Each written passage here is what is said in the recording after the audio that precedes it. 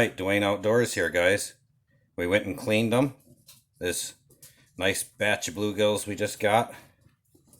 And now we're going to cook them, show you guys how to do it. I know most of you people have your own ways and recipes, but if there's people out there that don't know or whatever, this is for you guys, man. So you take a little bit of flour and 2 scoops, which is about a cup's worth is what I put in there. Salt, pepper, and whatever seasonings you want to put in there. I like just salt and pepper and a little onion powder. And throw a few in. Maybe 3 we'll start with. And you take your bag and just shake it right up. Here, let's show you guys. There we are. I just grabbed an old grocery bag. There we go. Just a little shaking, nothing serious. And that'll coat that really beautifully. There we go. And then we'll take and walk you guys over here to the old iron skillet. And this here, I got her going. And the magic to this one is you want to make sure, now you can just use a regular frying pan with just about a ½ inch of grease and put these in, and they'll cook delightfully like that too. A couple minutes on each side.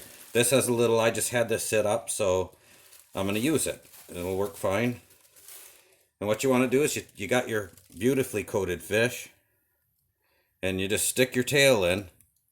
And if it's not crackling, quite crackling, then it ain't ready. See how that's crackling and bubbling?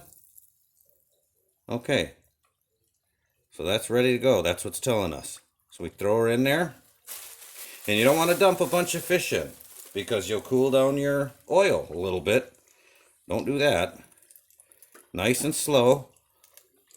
Pop them on in there.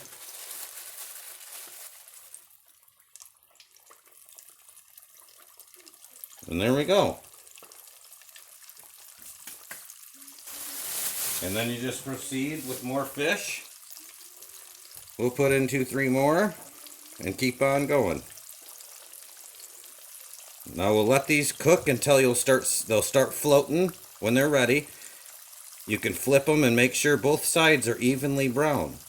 A nice golden pretty brown, and they'll be ready to go. They'll be totally perfect and ready to eat.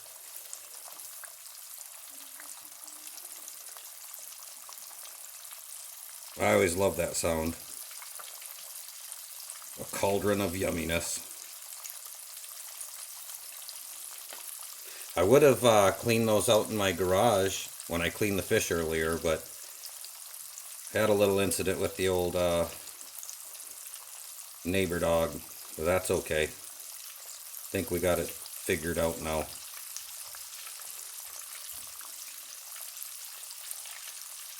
The old Henry dog just about figured out the kitty cat doesn't like it a whole lot when he picks on him. That was interesting.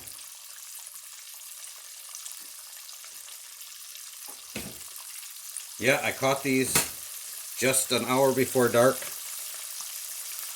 And it only took 45 minutes or so. I actually threw a bunch back. I kept the bigger ones. Like I said, they were spawning, and this is our favorite fish to eat. Anybody can do it. We had a good time. Little bit of leaf worms and small hooks and bobbers. A lot of people overlook the bluegill and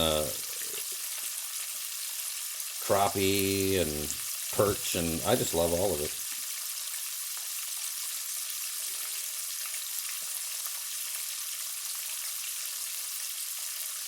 Gives you something to do. Get away from the wicked world.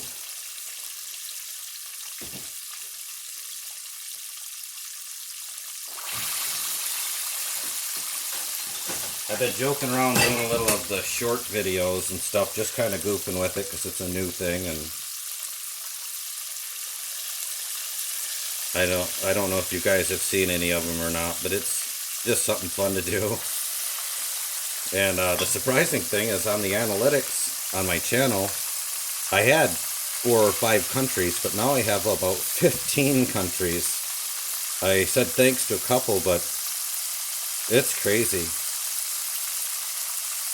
Folks from Indonesia all over the place, France, Japan, Italy, all wonderful places too. It's really neat to think that, you know, there's people actually watching this from other countries. So if you're from another country, thanks for watching. I appreciate it. And there's we got a lot of really good things coming.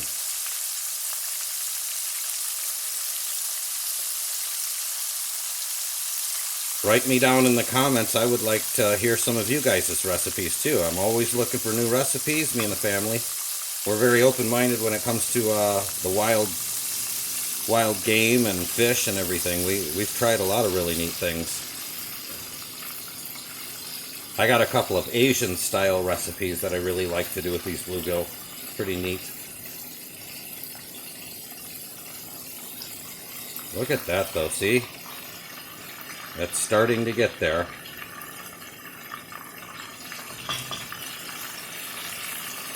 Yeah, like I said, this is just for whoever's out there that's curious. I mean, there's a lot of people,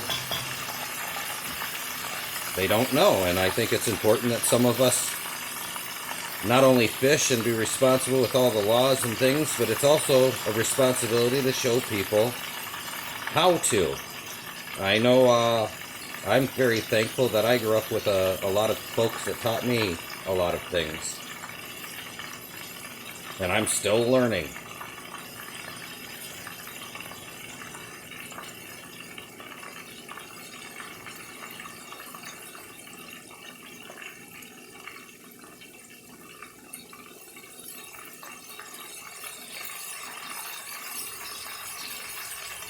Yeah, and I could pause this and edit through it and stuff, but I don't see the benefit of that. Why not walk you through the cooking process?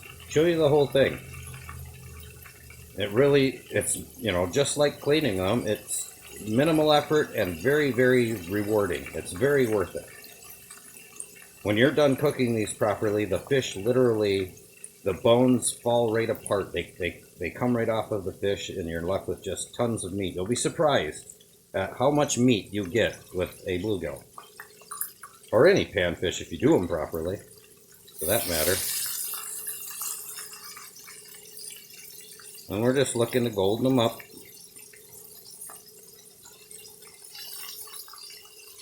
I flip them.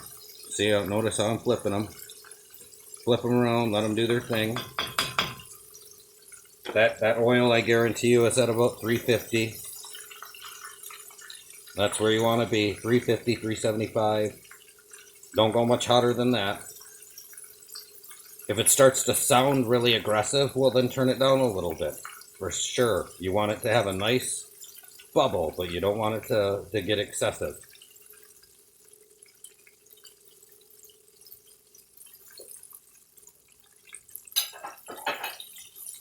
And another nice, really good tip that I could give you guys is lay your plate out, and you know, just like anything, you're frying food, right?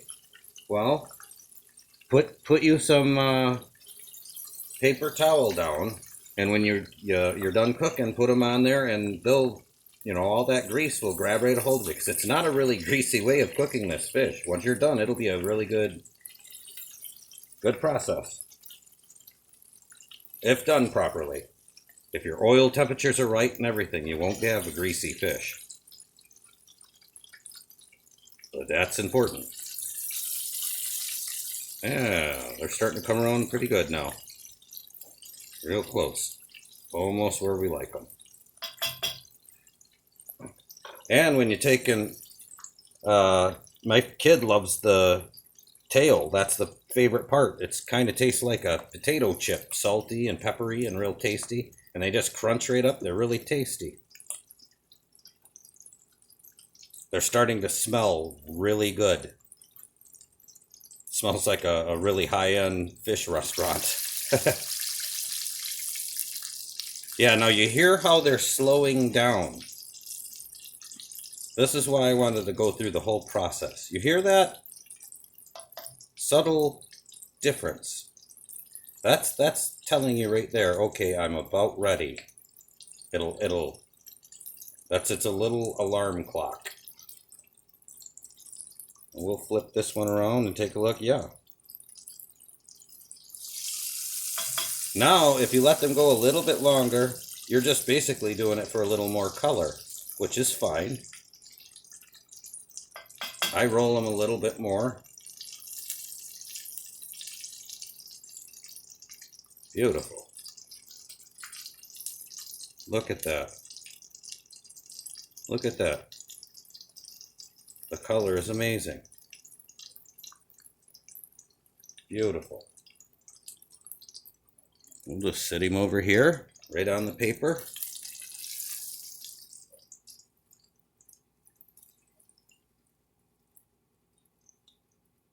And we'll start our new batch. There you go. Isn't that beautiful? Try this out. These are amazing. It's a great resource. You can get bluegill in just about any body of water there is.